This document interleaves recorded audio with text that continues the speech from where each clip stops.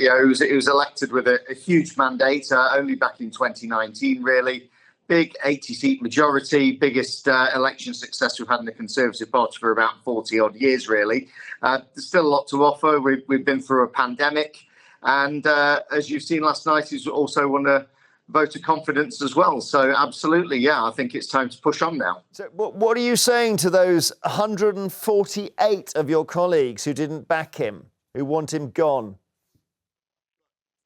Well, it's disappointing, obviously, that more colleagues didn't support the PM. But at the same time, what I'd say to that is that's still more MPs that supported the Prime Minister when he first ran for leader. That's more than supported Keir Starmer when he ran for leader.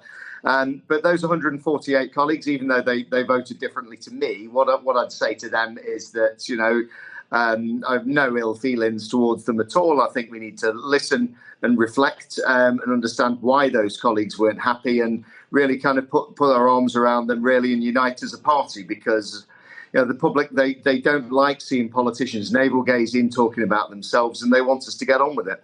Aren't your constituents furious about the parties? Well, look, I mean, it's certainly an issue, and people are obviously upset, and people have made sacrifices or had some terrible things happening in their lives over the last couple of years, and myself included with that.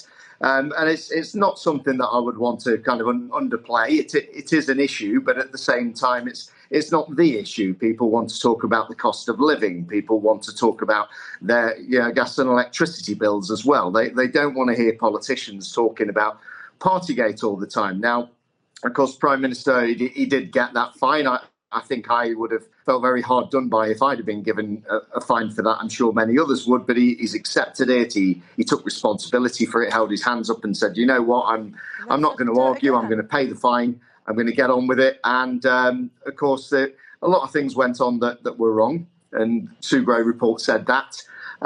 Said he's going to take action on that. He's already taken action on that. And even though he wasn't present at a lot of those things, he said, you know what, as Prime Minister, I'm going to take responsibility, which I think was the right thing to do. He didn't take responsibility. So he sacked Allegra Stratton. And then we're told that when he spoke to his MPs before the leadership vote, he said he'd do it all again.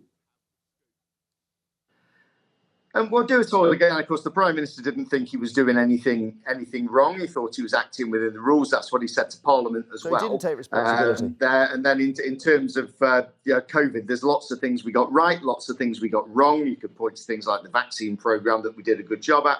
Maybe some of those rules, maybe there were too many grey areas at the moment. Of course, we've got the Leader of the Opposition's got his own police investigation at the moment. But I think people don't want us to dwell on this too much, really. And in terms of like Prime Minister, I mean, seriously, Brendan, do you really believe that? How can you look your constituents in the eye, someone who went to their grandparents' funeral on Zoom, and tell them that you failed in your duty to force the Prime Minister to resign? It's not my duty at all, Nadia, and I'll be honest, I'm getting a bit sick and tired of people using personal tragedies and what's happened with COVID to try and further their party political agendas. And really, there are people who dislike Boris Johnson for winning the general election. They dislike him for Brexit. Some dislike his character. And I find it really distasteful, I think, that the way COVID is continually being pushed as a way of forcing him out because people can't do it during an election. Now, that's not to say that people didn't do things wrong. People shouldn't have apologised for things. But again, let's put this in perspective, really. When I knock on doors, yes, it's acknowledged, but it's certainly not the biggest issue affecting people's lives at the moment. OK, thank you very much indeed for joining us. Thank you, Brendan Clarke-Smith MP, Conservative, backing Boris Johnson.